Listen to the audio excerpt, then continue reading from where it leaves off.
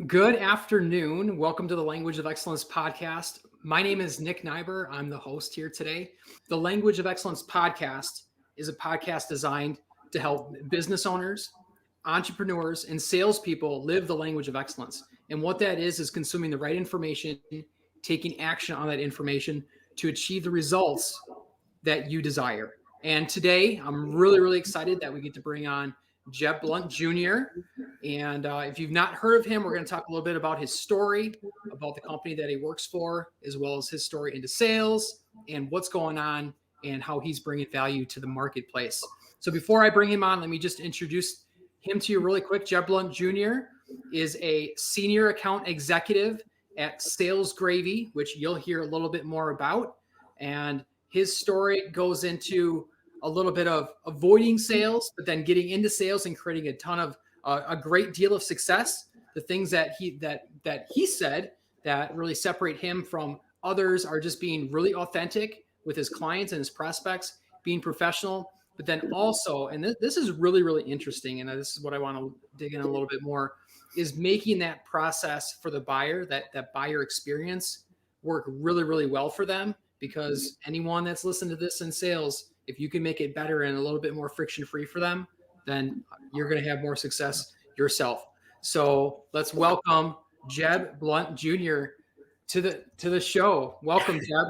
Hi, everyone. I appreciate you introducing me. And Jeb Blount Jr., I'm the son of Jeb Blount Sr. So if you're familiar with Jeb Blount, Fanatical Prospecting, Sales EQ, all those books that he's written, he's got 15 books in print now. Or if you're familiar with Sales Gravy, yes, I am the son, but I promise I'm taller and better looking. So you got the better podcast guest today. Awesome. Perfect. Well, when I interview him, we'll just do audio. How's that sound? He might appreciate that. Yeah, that's funny. Well, welcome to the show. I'm so glad to have you on here. And you as a senior account executive at Sales Gravy, I'm sure you have loads and loads of information to share with us, not just working in sales, but growing up in sales. And then your dad's written 15 books on what? Sales. On sales. So you've literally been, you're drinking the Kool-Aid. You've been drinking the Kool-Aid for years, I imagine, growing up with your dad. So yeah, absolutely. So how I wanted to start here today is tell us a little bit about your journey into sales. You've been there now for 2 years, but this isn't all you've been doing. So share with the audience a little bit about where you got started, how you got started, and what got you to where you're at today. Yeah. I think I pissed off the wrong people, and that's how I ended up here. It's one of those things you said, drink the Kool-Aid. Like some people, they grow up to be football players or basketball players or to be musicians, and they train their entire lives. And I was from the age of 12 making cold calls for my father, being fodder for sales managers, like calling them and seeing what messaging worked and getting told no, and lying to them about my age and all this kind of stuff. And that's just what I grew up doing. I also just grew up inundated with the sales mindset, the sales language, the motion of it, and all the writers and any author that you can really think of in the sales space, I've probably either met or I've spoken with or I've read their books. It's just something that's in my blood, and so I've always been around it.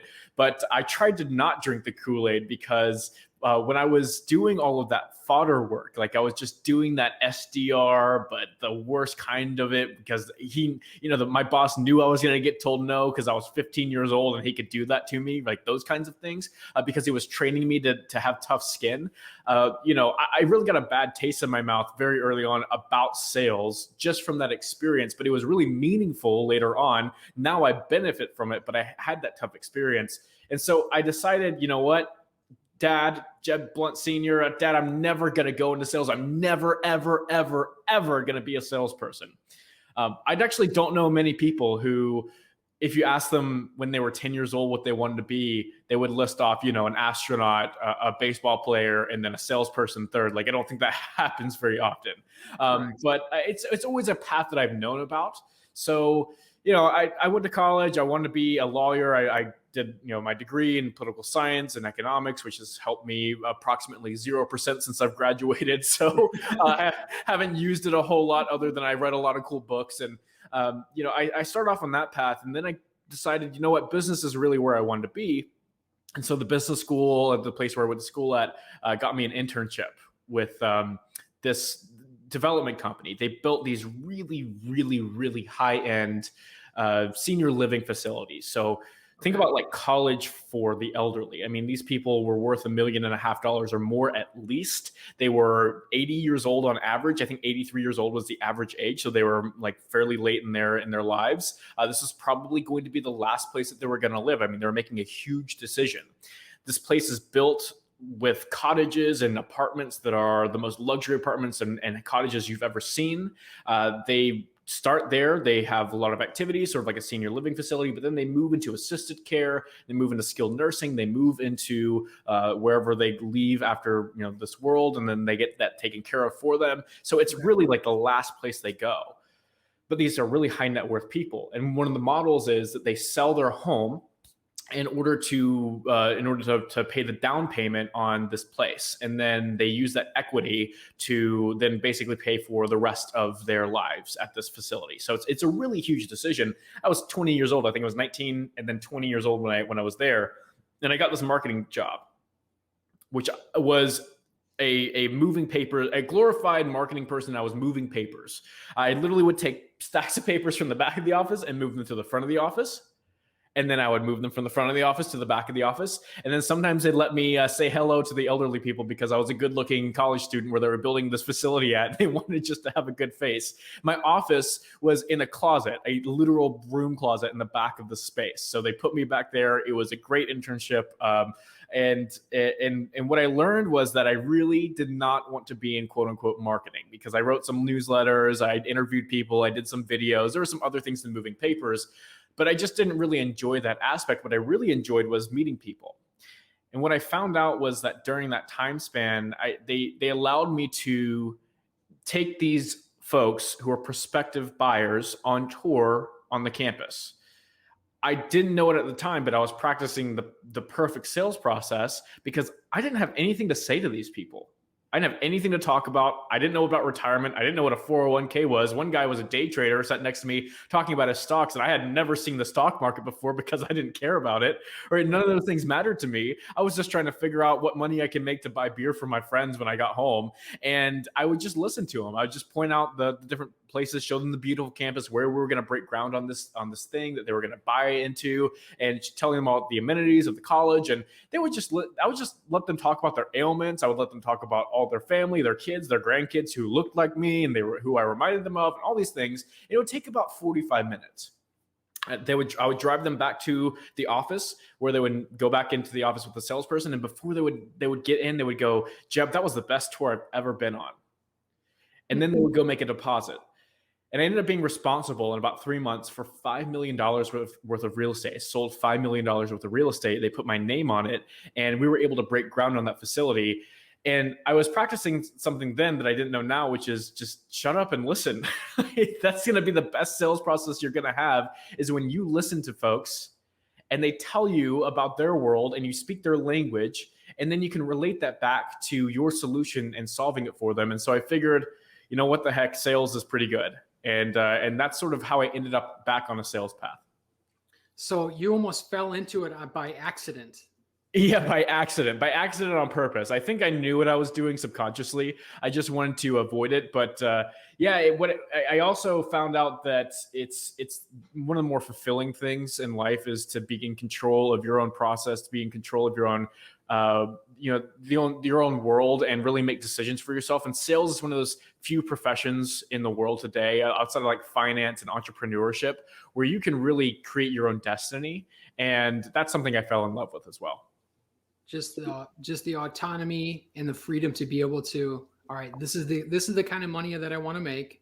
This is the kind of schedule I want to. Obviously, there's going to be time. There's going to be some kind of trade-off. You get paid in relation to the amount of value that you bring to the marketplace. So if you only work 2 hours a day in sales, well, you're going to get paid in proportion to that. Correct? Yep. Exactly. Yeah, 100%. And if you heard that and you're like, well, I can set my own schedules and I'm a salesperson, I should be working 30 hours a week and I can make that. There are people who can do that. Like there are efficient people in the world. And the longer you get into this profession, the more efficient you become. I mean, my day one in a real big boy sales position to now is completely different just because you're not drinking so much from a fire hose. You figure things out, but you're kidding yourself if you think sales is a 40-hour-a-week job. Like you clock in on Monday morning at 9 a.m. and you clock out on Friday afternoon at 5 p.m. and that's all you need to do.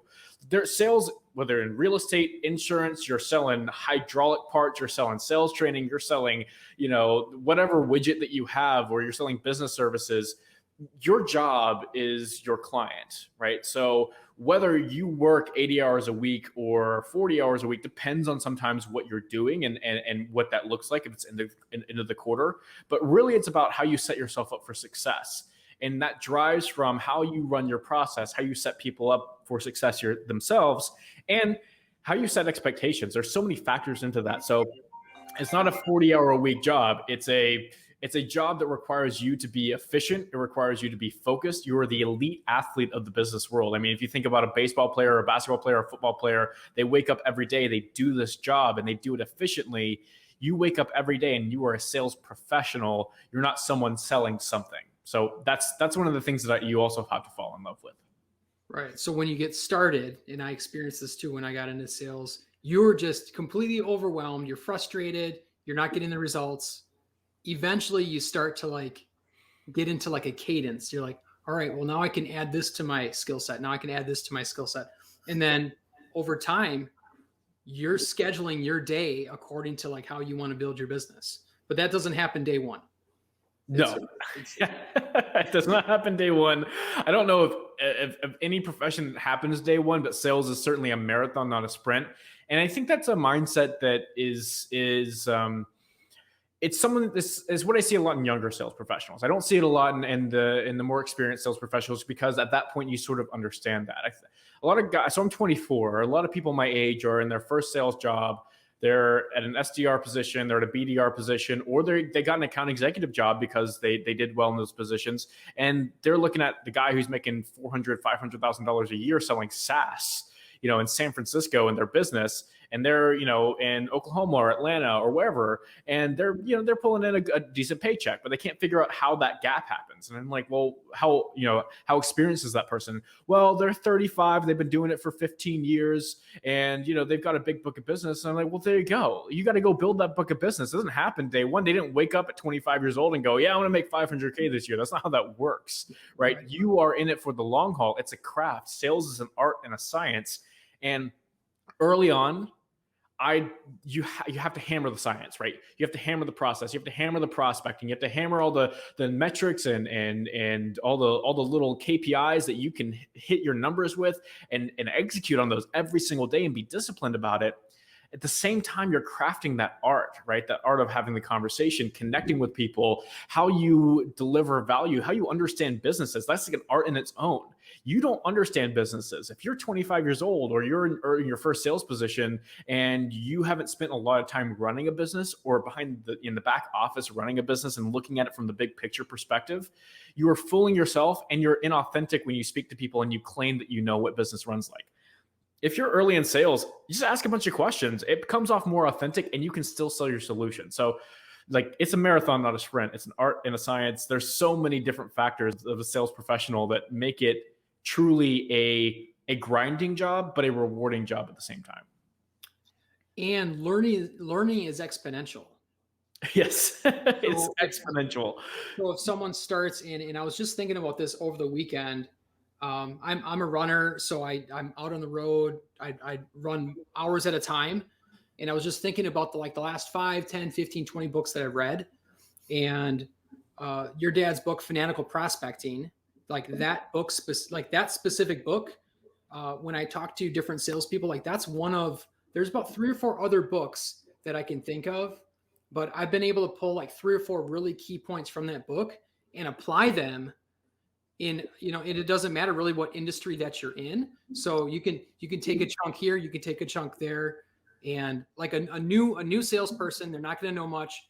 You're drinking from a fire hose. But what's great is whatever role you're in that first year or two, or you get promoted or you jump to a different industry, you're talking wisdom. You're just be in the industry, stay in the industry, learn the science, learn the art, learn the science of sales, and all of that knowledge you can bring into the role that you're in today. So like where you're going to be in 10 years, Jeb, after already drinking the Kool-Aid, like where are you going to be in 10 years? And that's a really good question. It's hard to predict. One of the things that I want to have, well, Sales Gravy is a business that I'm heavily invested in because of the family ties, but also I want to bring a lot of experience back to that organization and really drive it from a big picture perspective. What I see in 10 years is, well, hopefully I'll be in a leadership position in the organization that I'm currently in. So running a sales team, learning how to manage people. But what I want to see for myself and for the sales professionals in the world that I grew up in is, how do we become efficient and human at the same time? So what I would like to see is, how do we take that exponential learning, right? So we started out 2 years ago, and I could count on my hands how many Zoom calls I had, prior to that, because I was working in an outside sales position very early on out of college with a really great organization, and I couldn't set an appointment in a remote territory on a Zoom call to save my life. Like, it just was not possible. People would hang up the phone on me. I would call them and say, "Hey, why don't we set up an appointment?" Use my value statement, and they would say, "Yeah, Jeb, makes sense. Come into the office and we'll have a conversation." I would say, "Well, I'm actually in Atlanta, and can we set this up via Zoom so that we can have a video conversation?" And I would just hear clicks on the phone. They would agree to the appointment. As soon as it was virtual, it was over. Right. But now we're in a different environment. I grew up really in this, where we're having virtual conversations, you're building connections with people. And I think that there's a plateau where we're going to hit, where people are going to really figure this out. And we're already seeing this. People are figuring this out, video messaging, everything like that. The challenge is, how do we teach professionals who were outside sales or inside sales but didn't do Zoom calls or just got thrown into this world? How do we teach people not to sell? Because I think that there's so many good resources out there. I mean, if you go look at Anthony Iannarino, you look at, Keenan's a great resource. You look at Mike Weinberg and Mark Hunter, Victor Antonio, you look at NIghbor. Like, there's so many people who can teach you how to sell, and they're great at it, and you're great at it. People are great at selling. How do we transition that and become more efficient with our time? I want people to take that 70-hour sales work week and turn it into that 40-hour week as best as we possibly can, as long as we're serving everyone well, and do that from a space that allows us to really take care of ourselves. I think that that's something that I've seen in the last 2 years, is that salespeople love to take care of everyone else because that's our job and it's our clients, and we want to look at all the problems and solve all the problems for them, and then we sort of neglect taking care of ourselves. How can we do that more efficiently? That comes with blending, that comes with utilizing virtual selling when it makes sense, and then going on site when it makes sense. It comes from a cost perspective. We can save a lot of money. I mean, just think about the gas and the meals and the expenses to businesses, and the expense and the cost to your customers, walking in their office, drinking their coffee, taking time out of their day. Those are the important things that we should not lose just because they're not efficient. But we can figure out how to be more effective in our lives with everyone we're speaking to. So in 10 years from now, the vision is, well, let's take sales to another level where, it's not, sales is not an order taking job. Sales is, you are smart, you have high IQ, you have high emotional intelligence, you are really highly money motivated, but highly outcome motivated. You make great friends. I mean, you are really, I would say, a polymath in some aspects of the business world, because you have to speak everyone's language. And, what I want to do is take all of that and provide people with the exponential learning curve where, like, look, you're here on this learning curve. How do you get to here? Or you're here and you're starting out. How do you get to here, where it really starts to make that hockey, that hockey stick move, and then get you to making the revenue that you want to give yourself the freedom that you need. So what would you say is one thing that you've applied specifically, like in the last 2 years? What have you done specifically? Maybe just a hack, or maybe something that you've learned in the past that you apply every day to be more efficient, specifically with your time? People always talk about managing time and talking about how you put your day into a calendar to make it more efficient for yourself. And everyone gets 24 hours, right? So I will spend the money to make myself more efficient. So one of the things that I do tell people is like, look, if there's tools that you think are going to make you more efficient, like a calendar organizer or a browser, like I use a program that has all of my apps in one space versus a Chrome browser because it makes me more efficient. There are things that I would say, like, make the investment in yourself to be more efficient with tools, but don't let tools get in the way of that. Don't let tools be your crutch, because tools just make you stupider faster, right? That's just what I found out too. One thing that's true is you can't manage time, right? You can manage your reactions. You can manage you can manage your emotions. You can manage how you react to things. You can manage what you do every day. So I like to, a really quick, simple tip is I like to write down the 3 things that are most important to me every single day the night before. So I call these rocks. If you've read Traction, it's sort of in that same vein, right? If you are looking at I look at my calendar at 9 p.m. the night before, right before I'm going to go to bed, close my eyes, get ready for the next day. I'm the worst when it comes to waking up and just trying to react to my day. That's what happens when you aren't organized like that. So take 3 bullet points and write down exactly what you want to get done. If you want to make 15 prospecting calls, if you want to make 100 prospecting calls, if you want to get that proposal out, if you want to have that learning engagement with a sales gravy or with a podcast or with a book or whatever that is, write that down and get that done. I would say if you don't write those down the night before, you just end up going into the day trying to prioritize in the moment, and that's really difficult. The other thing I would say is eat the frog. I mean, it's a well-known Brian Tracy thing. I mean, it's a well-known fanatical prospecting quote as well. Eat the frog, because it comes from Samuel Clemens, Mark Twain. But if it's your job to eat a frog, it's best to do it first thing in the morning. And the hardest task in the world for me is getting rejected. Just everyone has that emotional response, right? To, you don't love it? What? I don't love rejection. Like, people might think that. I get this a lot. You're like, you grew up cold calling, you must love rejection. No, I hate it. It's the worst thing in the world. I'm just better at managing it because 1, I know who I'm talking to, and 2, I've just been doing it long enough that I'm well versed and I know how to overcome objections. But man, it sucks every day waking up as sales professionals and getting cold called and someone telling you no right into your head. That's not what you want to hear. So one of the things that I like to do is just eat the frog. Do it early in the morning. I prospect from 8:30 a.m. to 10 a.m., right? And so sometimes it's shorter, sometimes it's longer based on my schedule. But dude, get it out of the way. The other thing a quick hack is I don't look at my email until about 11:30 in the morning. I know that's crazy. I know people have a lot of trouble with that. And they're like, Jeb, I have this email coming in from my customer. I've got an order coming in. What if my boss needs me? What if I've got these things going on? We live in a world with instant communication, and everything demands our attention. And I think the thing that I've recognized that maybe people have lost is that an email can wait, right? That's one of the beauties about email, is that you have time to respond. And so if somebody emails you at 8 a.m. in the morning, if they're expecting you to respond at 8:01, right, that doesn't need to be your problem, right? You can't manage your expectations about how long they expect someone to respond to. You can manage how you react to that. If I get an email at 8:30 in the morning and I respond to it at 11:30 a.m., unless it's a fire that needs to be pulled out immediately, most of the time it's okay. So I just take the morning, I do the things I need to do to get focused, because you are at your peak performance. And as a professional athlete, right, or if you're in the weightlifting gym, I know you're a runner, right? But if you go weightlift, you don't leave your Olympic lifts till the end of your workout, right? You do them up front. Like, you do the bench press, you do the squat, you do the power cleans up front, because you have the most energy, you have the most focus, you have the most capability to do those things. And then save things to prioritize later in the day. So I would say, don't look at your email. Like, if there's a number one tip to take away from this, out of all the number one tips I probably will say, don't look at your email. Emails are where sales dreams go to die. It's just, you'll get stuck there. Email is where sales dreams go to die. I like that.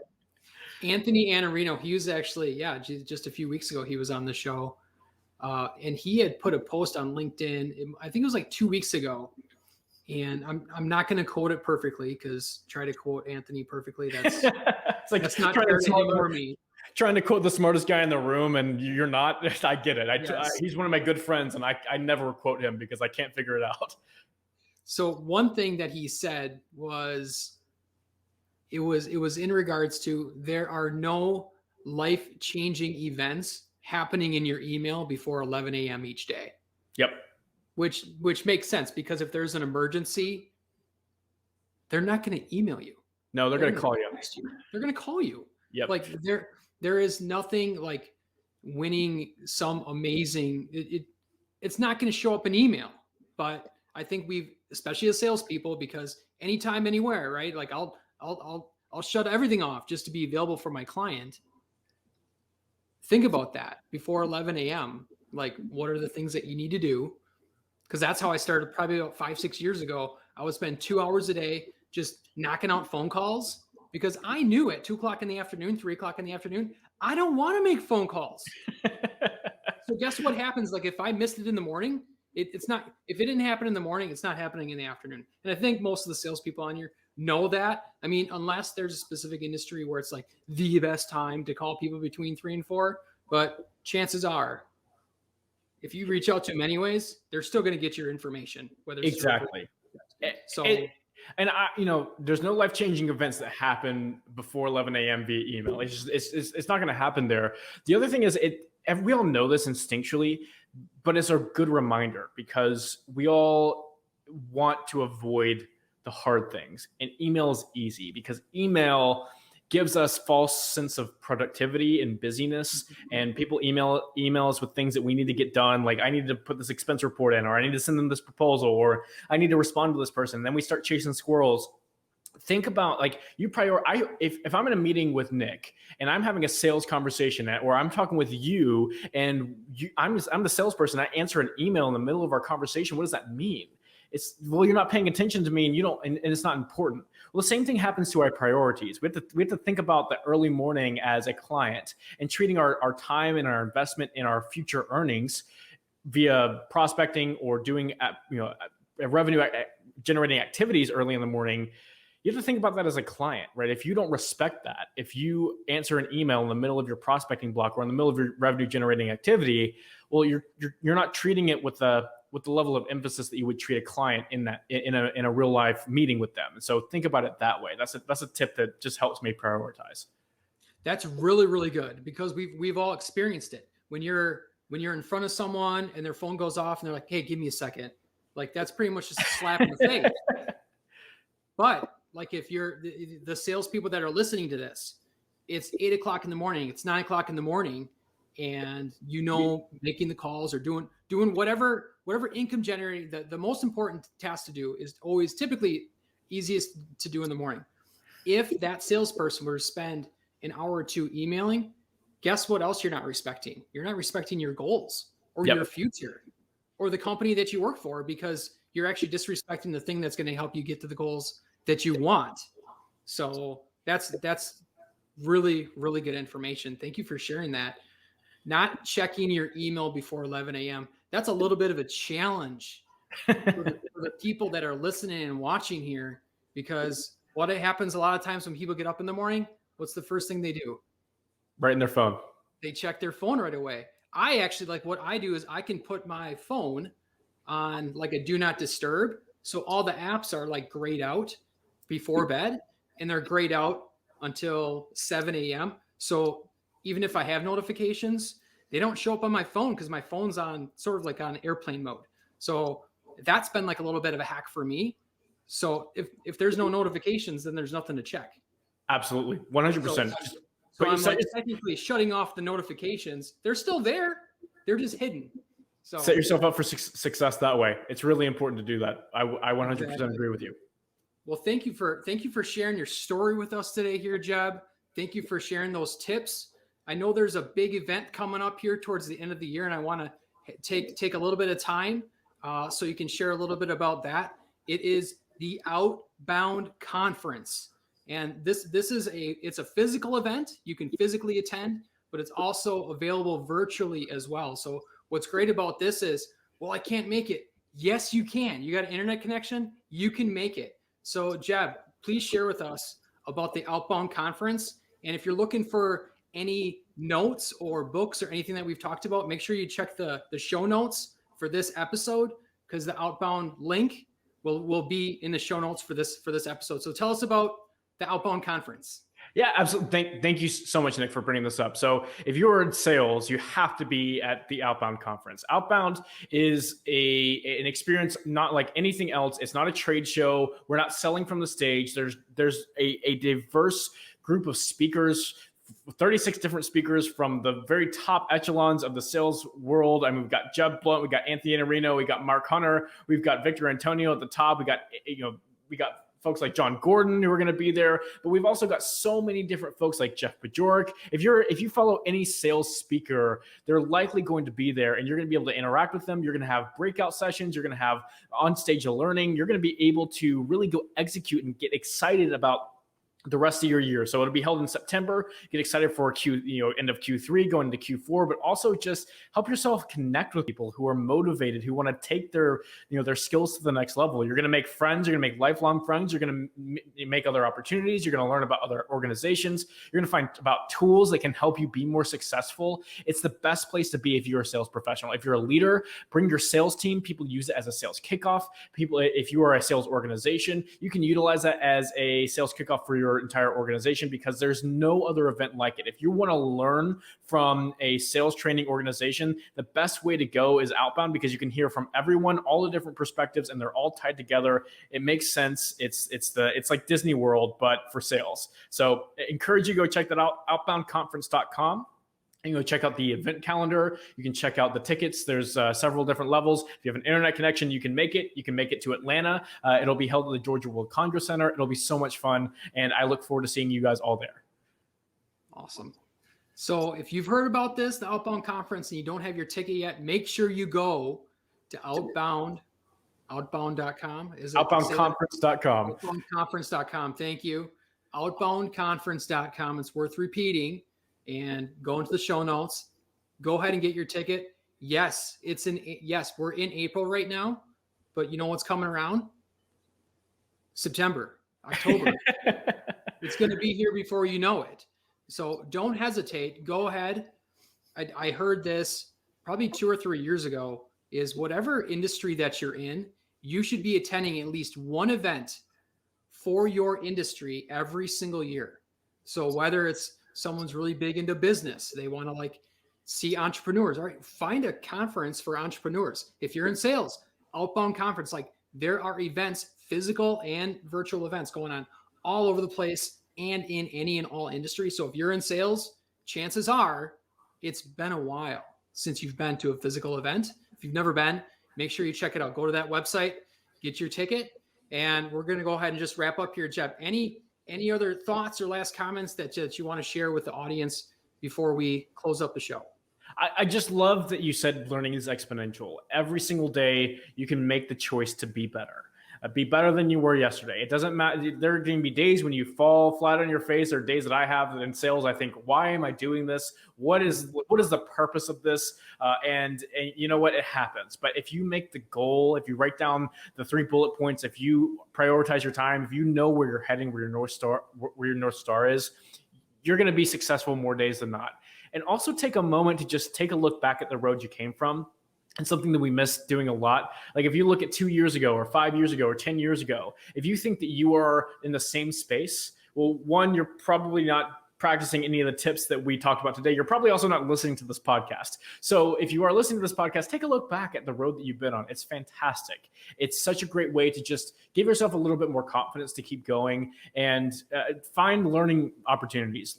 Podcasts are great. I love that you're listening to this, but go check out Sales Gravy. Go check out any of the books we talked about today. Go check out Nick's page. Go check out LinkedIn. There's so many resources for you. Just find something that fits your style, the way that you learn, and stick to it. Make an effort every day to be better than you were before. Plug in every day. Learn something new every day, and that's going to open up the door for change. So thank you for that. And that is powerful, because I've experienced it. Learning is exponential. You got to give it time. Let those books work on you. Let that information work on you. So thank you again for joining the show. I want to thank everyone for attending. I know that we're also here on the Facebook group. I'm not ignoring you, I promise. If you're on there and you find some great information here, make sure you share it. The episode here, the podcast episode, if you found value here today and you think someone could listen to this message and it can help move them forward, go ahead and share this out with people. Get this in someone else's ears so they can hear it. If you're watching this on YouTube, share this episode. Go ahead and follow the show. The best way that we can impact others is if you've been impacted, help impact how you've been impacted, help impact someone else. So thank you again for joining the show. Great to meet you, Jeb Jr. And we will hopefully see you down in Georgia. Absolutely. Bye, everyone. Thank you so much for watching. All right. Thank you.